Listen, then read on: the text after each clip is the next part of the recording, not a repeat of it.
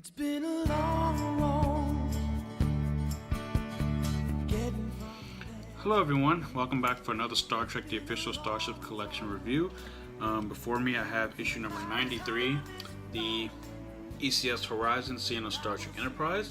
I have a magazine and a model here to show you, so I will put this aside for the moment and show you what's going on inside of this magazine.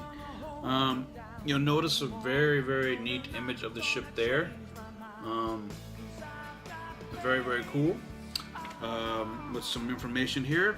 Considered a freighter in the 22nd century, 230 meters long, with a top speed of only 1.8. Not very fast. Opening the magazine, the usual stand assembly and specification information. It is considered a J-class freighter operated by the Earth Cargo Service. In the 22nd century, it only goes as fast as 1.8. It has 2 plasma cannons, and its captain was Paul Mayweather. So turning the page, have another nice CGI rendering of the model there, as well as some more text and information about the ship.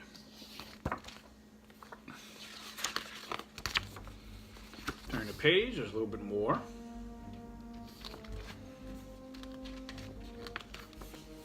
And here's the split page showing you where all the components are. Very nice images there, as well as some trivia in the margins or side columns there. And here's the design process of the Horizon. A very interesting little read. And here's a section on the space boomers that were primarily seen on Star Trek Enterprise. And it's kind of like they were the pioneers of the space travel that people in the Star Trek universe would later take for granted as the centuries went on.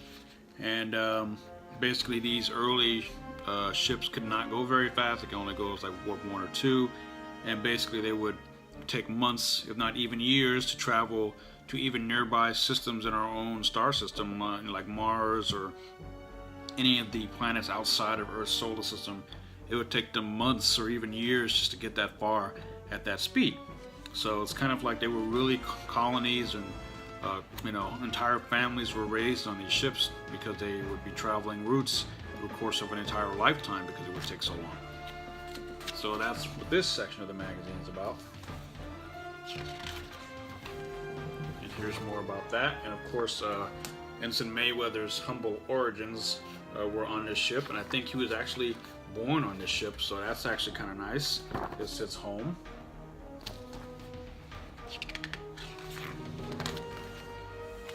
More about that, and there he is in his civilian clothing. Those ships were very cramped, very small,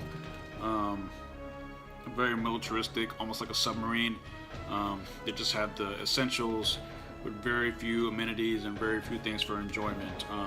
I'm pretty sure the crew found ways to keep themselves entertained and mentally occupied. But as far as the ship was concerned, there were no holodecks, none of that stuff.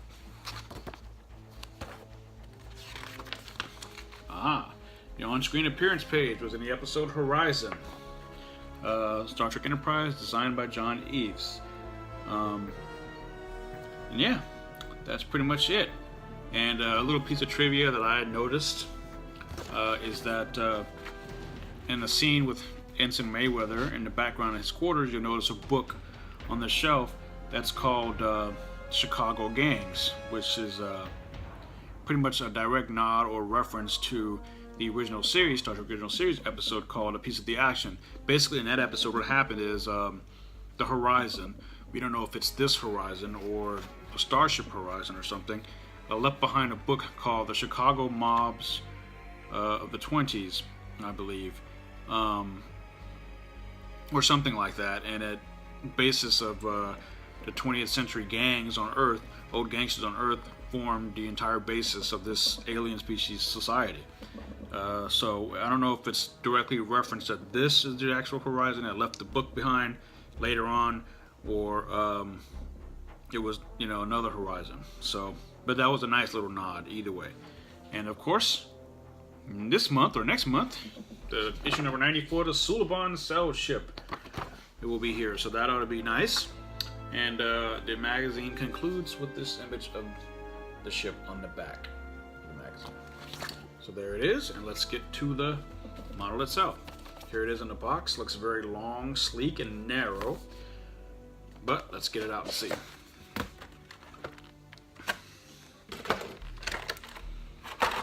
And the first impression is very, very, very small and narrow, as I mentioned. Most of it is metal. The detail of the paneling is very, very good, I will say. You have numbering there for all the various cargo containers, which is a very nice touch.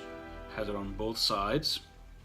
There's a lot of detail, like, you know, as far as the metal is concerned. The paint is pretty nice, has a worn down old trucking slash freight train look to it.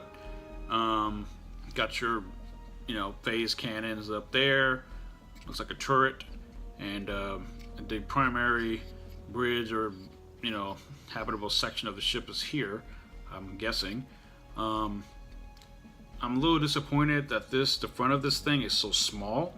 I understand that maybe because of scaling and whatnot, they couldn't get anything bigger than that, but the warp nacelles are like tiny, and it might look one way on camera, but they're very, very tiny, and you know, you'd have to really like squint and use a magnifying glass almost to get to even a registry number, which is actually correct, which says E.C.S. Horizon there. You can just barely make it out, of course. The nacelles have some painted stuff there at the end of them, but oddly enough, there's that red plastic on the front of them, so that's always a nice touch when they do that. I wish they did that for all the ships, but they, you know, sometimes they don't. It's a fairly nice model. I mean, I'm glad I have it. This is like the second of the Earth cargo ships, next to the E.C.S. Fortunate, which we got several months ago. It's a nice model.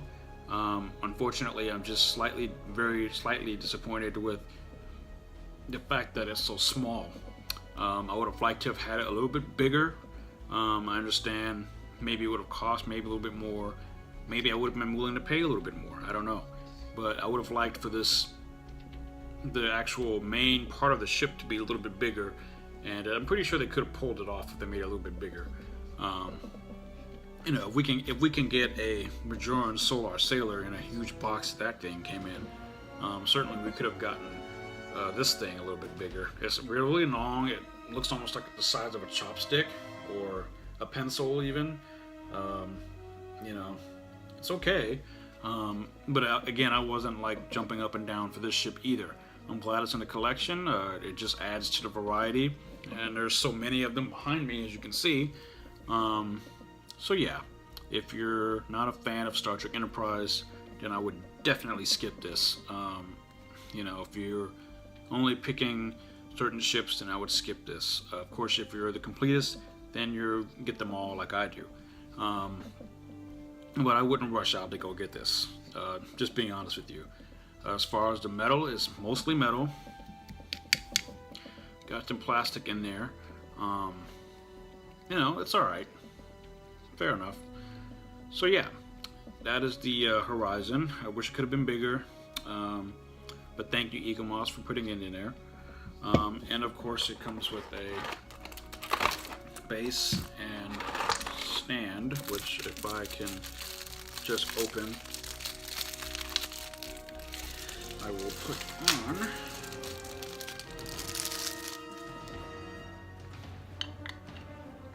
Something like that.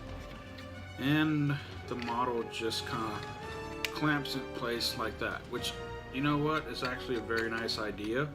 The way the stand works, it just clamps in between the cargo containers on both sides, so have a nice grip there. Even as I wiggle it around, it doesn't move. Very nice. Again, just like the Medusan ship, the clamp actually holds the model in place very well, which is something that I wish all the models in the collection had stands that were just this good.